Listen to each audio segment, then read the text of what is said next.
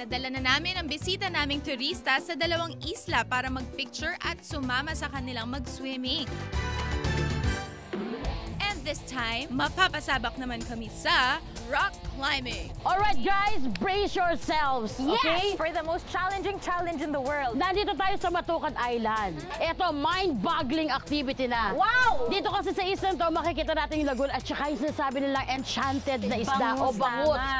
Pero, dadaan tayo sa medyo matarik na extreme. Bato-bato. Yes, extreme na daan. Okay, let's tara, go. try natin. Kaya natin yan. Akala ko yung lagoon, parang papasok-pasok lang, yun pala aakyat. At yung aakyatan mo, yung steep, yung pataas na Ang tarik makitid talaga, lang. hindi pa slant, pag ganito talaga, di ba? Tsaka, tulis-tulis. Sige, kaya mo yan. Huwag ka na munang mag-focus ka muna. Takot talaga ako sa heights. Nanginginig yung laman ko na feel ko yung hita ko, nagsha-shake. Kailangan lagi mo itutungkod yung kamay mo bago ka gagawa ng next move mo. So doon ako natakot, paano pag nadulas yung paa ko? Ang dami ko iniisip. Ate May!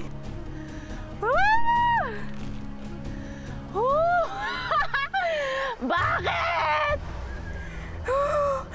Ang bilis ng heart rate ko!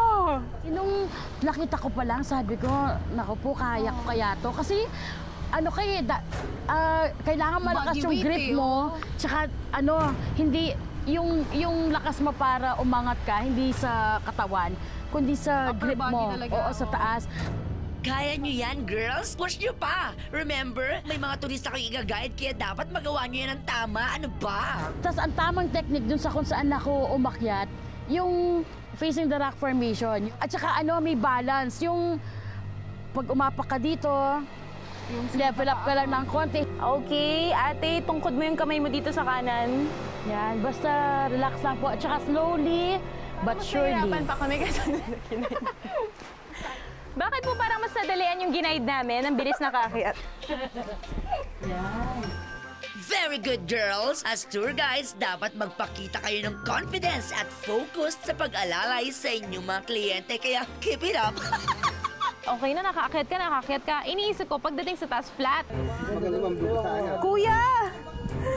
Pag akyat mo, nakakalula kasi biglang bagsak. As in, wall na naman siya. Nabababa ka kasi yung Laguna sa baba pala. Ano ako bababa?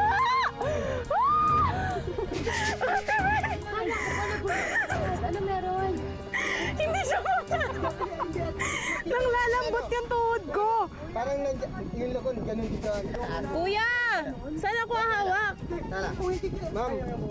Siyempre na-promise na namin sa mga turista namin na papakita namin lagoon. So hindi pwedeng hindi namin ituloy. Kaya nung linagay ko na yung isang leg ko sa kabilang side ng wall, wala na. Kailangan mo nang ituloy-tuloy na dire-diretso. Hindi pala. Pagkatapos makatawid on the other side of the cliff, kailangan pang umakyat sa tuktok ng isang rock formation to get a good view ng magical bangus na nakakubli sa lagoon. Ang linaw ng tubig, biglang may makita kang malaking bangus na palapit. Parang, oh my gosh, ito pala yung pinunta natin dito. And ang majestic niya gumalaw.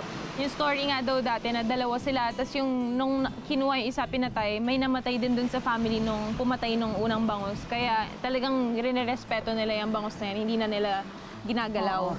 Correct kayo dyan, May at Bella. At yan dapat ang lesson na dapat ituro ng mga tour guide sa lahat ng mga turista. Respect nature. Ito talaga ang isa sa episode na paborito ko. Paano po bumaba? Oh my gosh. Ladies, kung kinaya niyong makyat, kaya niyo rin bumaba, kaya focus, okay?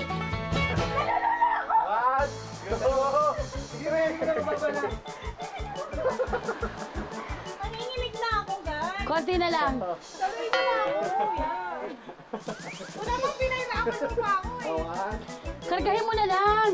Kargahin mo si Bella.